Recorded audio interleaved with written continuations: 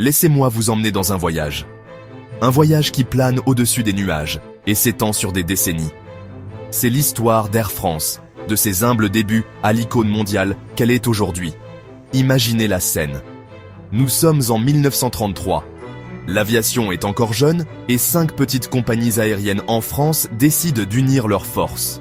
Leur rêve? Rendre le monde un peu plus petit, un vol à la fois.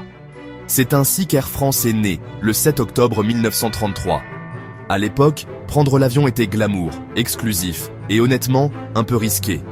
Mais Air France s'est rapidement fait un nom, reliant Paris à des villes à travers l'Europe, l'Afrique et au-delà.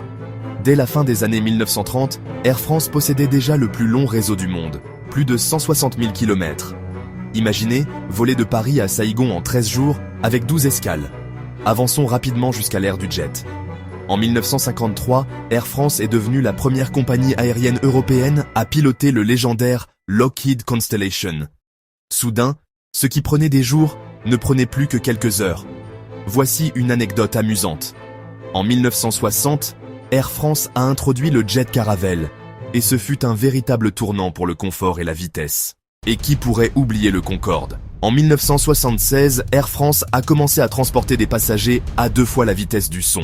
New York-Paris, en un peu plus de 3 heures, on peut dire qu'on vivait dans le futur. La compagnie aérienne a continué de croître, fusionnant avec UTA et Air Inter au début des années 90.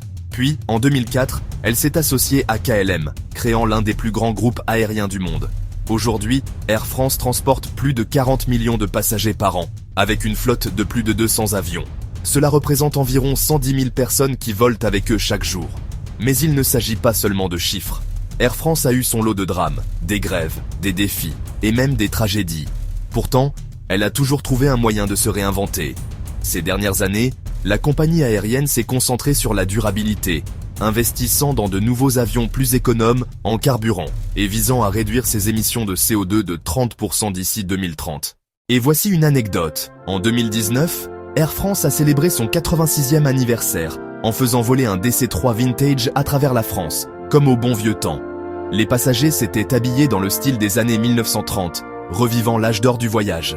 Alors, la prochaine fois que vous apercevez cette queue emblématique bleue et blanche à l'aéroport, souvenez-vous, derrière elle se cache près d'un siècle d'aventure, d'innovation et un petit quelque chose du chic français. C'est l'histoire d'Air France, passé, présent et toujours en vol vers l'avenir.